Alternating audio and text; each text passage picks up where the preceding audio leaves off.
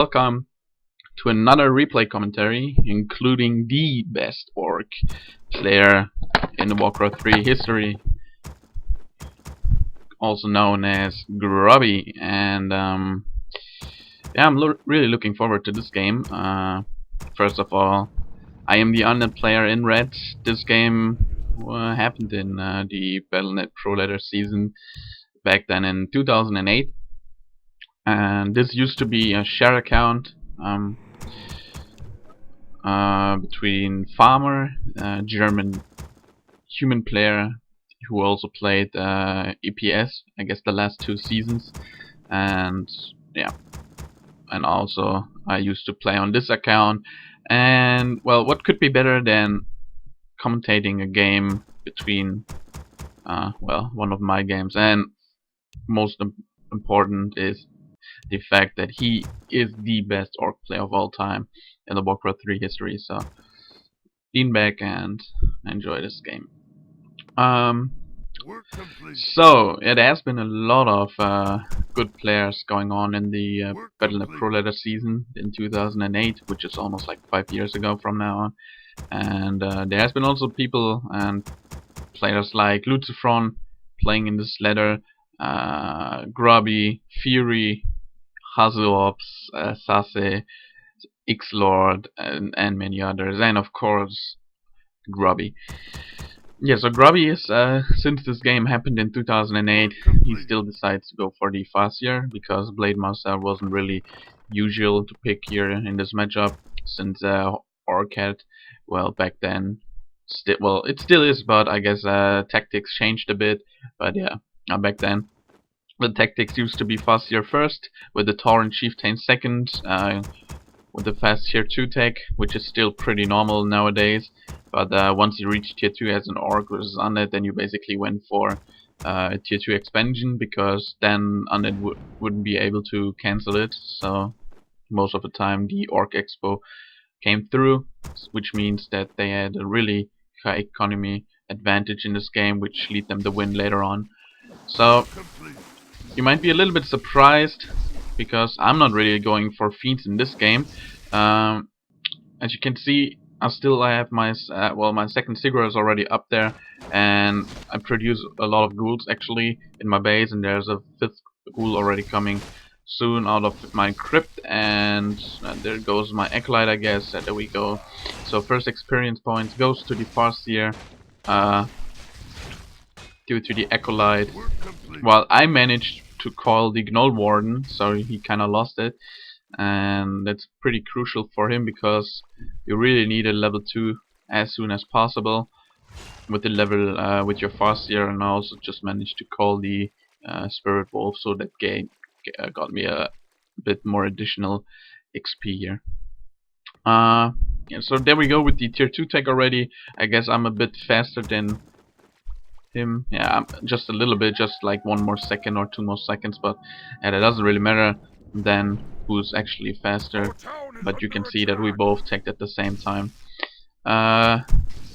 So the reason why I went ghouls is, well, I'm not going into any details about this game, because, well, I just want to surprise you a little bit for those who have never seen the game before, because I showed this game on my stream like 2 weeks or 3 weeks ago. So I guess some of you guys who will watch this commentary know already what's happening. But yeah, for those who has never seen this game before, I'll just let you the surprise happening here in this game, because I'm not going into any details about my strat. First of all, when I met Grubby and I knew it was him playing on Fortran 7.7, I was already I felt nervous, which is quite usual when you play versus the best players in the game. Then you, well, like, your hands are shaking and you don't even know what to do, especially when you play versus Orc on TM. Then you have so many different strats that you can actually choose for, and one of them is, well, maybe the normal build order, which used to be back then, that's Crypt Graveyard. And also ghoul build order used to be pretty standard. I mean, people or other players like Dover Q also decided to go for ghouls. So, but you also had to.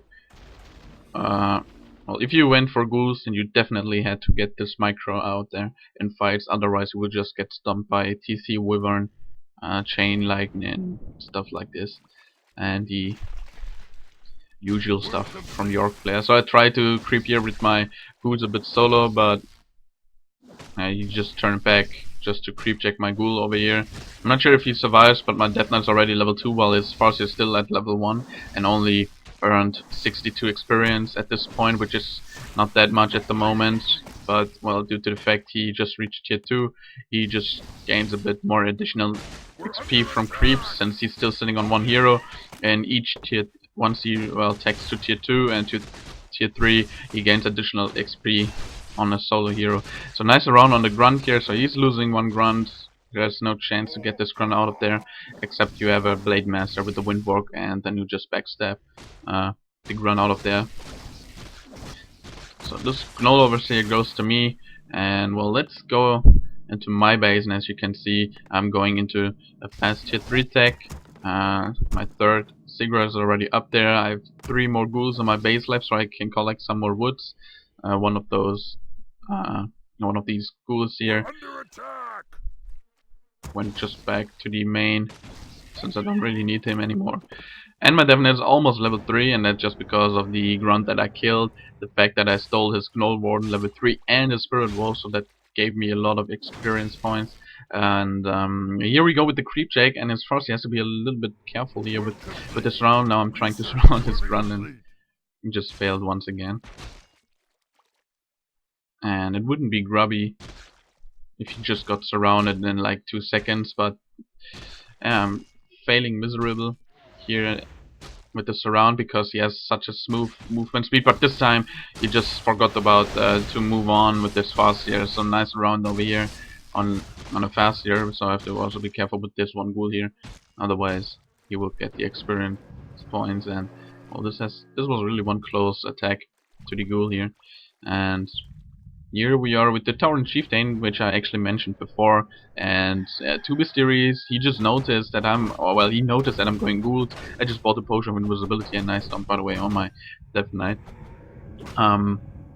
So yeah, of course he decides to go for Mass Air, since well, it used to be quite standard, and it wasn't really, well, it never really surprised someone when you just went for like a Kodo, Headhunter, Spirit Walker, because back then no one picked the Spirit Walker up there in this matchup. They just turned like, I guess in 2009, late 2009, 2010, I guess, I'm not sure, when orcs actually decided to go for Spirit Walkers, but it wasn't really used to be standard back in 2008. So either way, they started with the Farseer Tauren Chieftain and the mix of, well, Kodo Beasts, Headhunters, a few Wyvern, Grunts, stuff like this, but they also never went for tier 3, which used to be, or which is actually quite good for the underplayer, of course, so you can burrow rush every single time once you have the opportunity for that. And you're just trying to use the dust, but well, he fails a bit, so you cannot see my Death Knight, which is still in the potion of invisibility. That's why I also love, this is like one of the good aspects of playing ghouls. If you play ghouls, you don't have to be so damn defensive compared to fiends. Like when you play ghouls, you can creep early on, you can take big spots, but you also have to be careful because with the creep check, you might lose a few ghouls, and you need every single ghoul, even in the mid game. Even though if you don't attack or creep check, you really need the high wood income there. So here you can see the first gargoyle, the first statue, the boneyard is also coming up, and I guess most of you should know what's coming up next from my point of view and well from my side. So I decided to go for the Mass Air versus Grubby, and well, when I noticed that I play versus Grubby here on Twisted Meadows, when I just found the game and I was in a loading screen and just read his name, I already got shaky, like my hands were shaking, I was nervous and I didn't even know what to do on Twisted Meadows. I was like, oh, this game is free loss anyways, so I just went for an ordinary strat here on Twisted Meadows.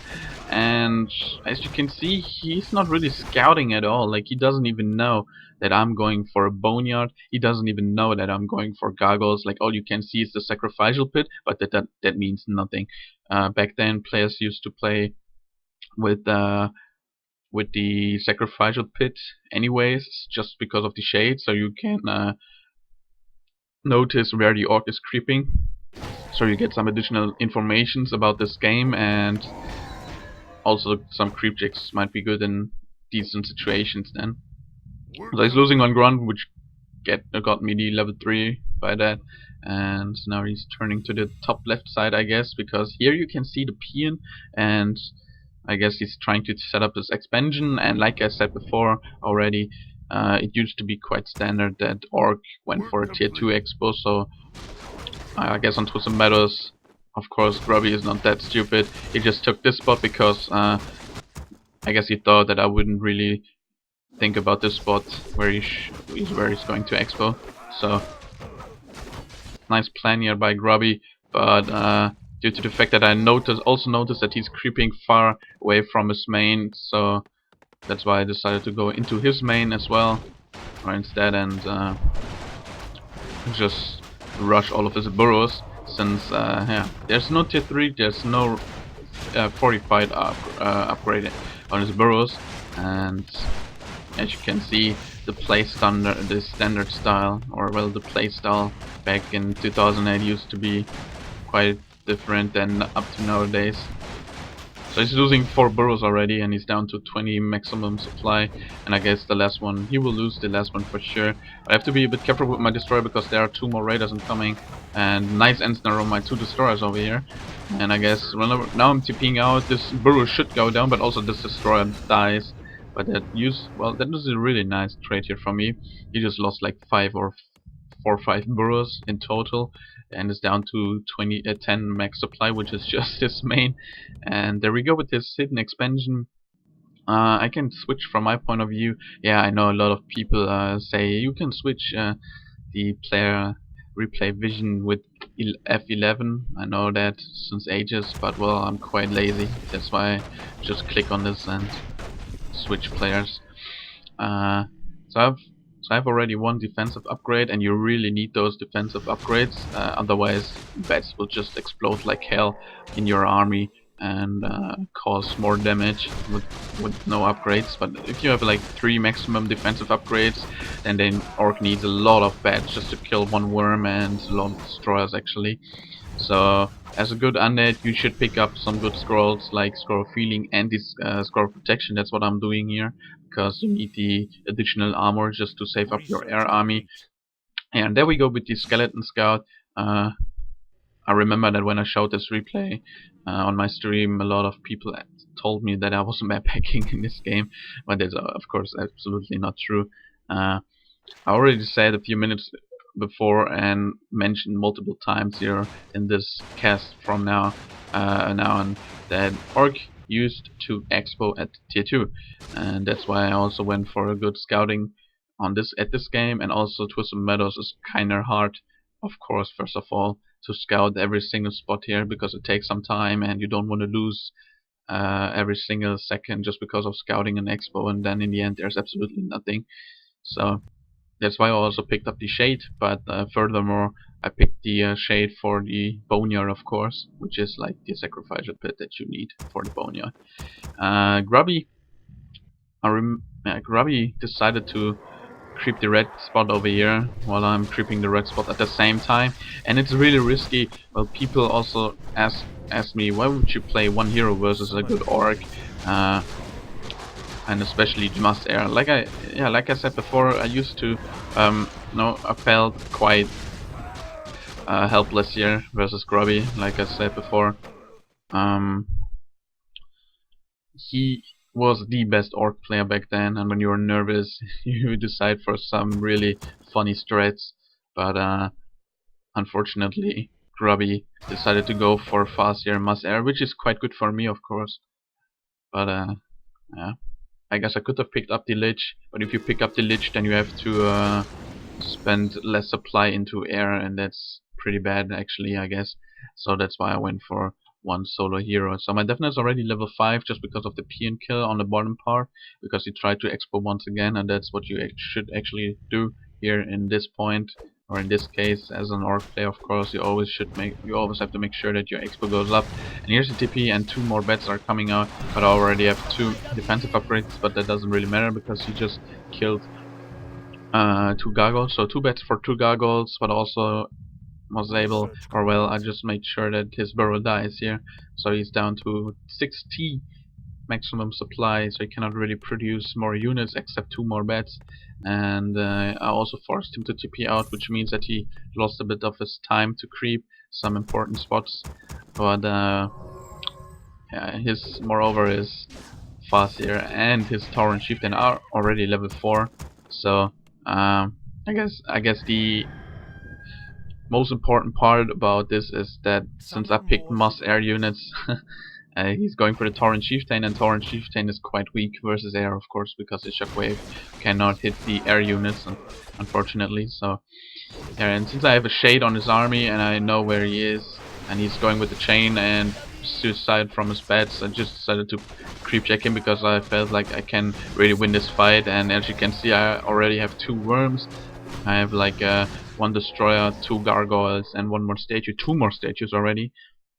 And there we see 2 more additional gargoyles getting pumped out from the crypt, 1 more obsidian statue, and I guess 1-2 upgrades already on my air units, which is really good for me. And he only has 0-1 upgrade.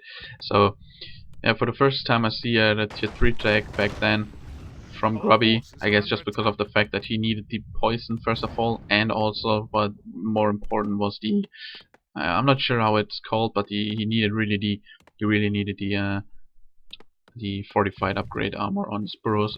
Otherwise my worms would just take a shit on his burrows like in 2 seconds due to the heavy magic armor.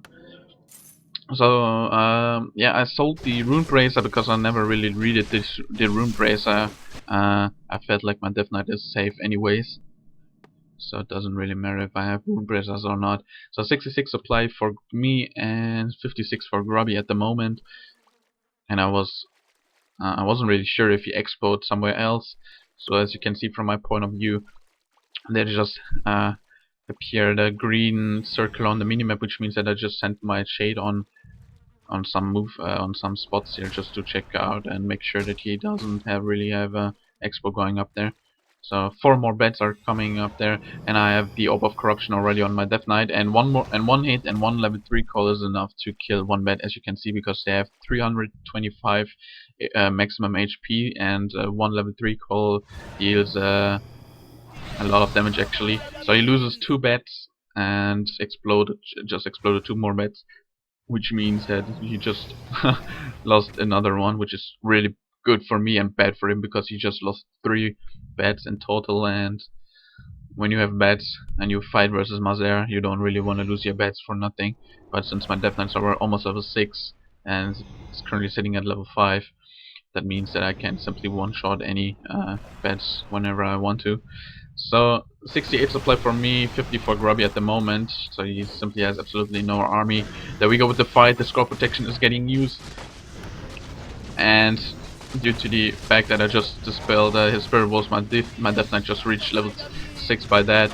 Another coil on the destroyer, and his worms, his wyverns are deep in trouble actually. Also his ground units seem to have absolutely no chance versus my air units at the moment. And well, it looks like that Grubby will lose this game actually. He's using a speed scroll just to save his Farsi, and really nice dump here from the TC just to well, get rid of my DK here, and also nice invo. But well, if I manage to dispel the speed scroll, his Farsier will die. And here's the GG from Grubby. And yeah, so I remember that I played him twice. 3 times in total in the pro ladder seasons, and I guess I won 2-1 versus him. But well, always make sure and don't forget that ladder games doesn't really matter, because I guess if I would have played versus him in a real tournament game, I guess every one of us knows that I would easily get stomped like 0-2. So but still, Since this is a replay commentary YouTube channel, and I'm just here to show you some, well, good games. Not even, well, don't have to be good games, because I don't think this used to be, or this was the best game of all time. But still, having games like someone like Grubby is, I guess, a really big pleasure to shoutcast and to see how he played back then. And it's always, like I just said, a pleasure. So the mistakes from Grubby was that he never really scouted my army. I guess he predicted some ghouls, fiend switch later on. That's why he also went for air. But when he noticed that I'm going for many destroyers for worms, he slightly and slowly decided to pick up the well, more bets into his army. But then again, he lost like 3 bets to my level 5 DK and to the Orb of Corruption. So one hit, one coil is enough to finish off one bet with the level 3 coil.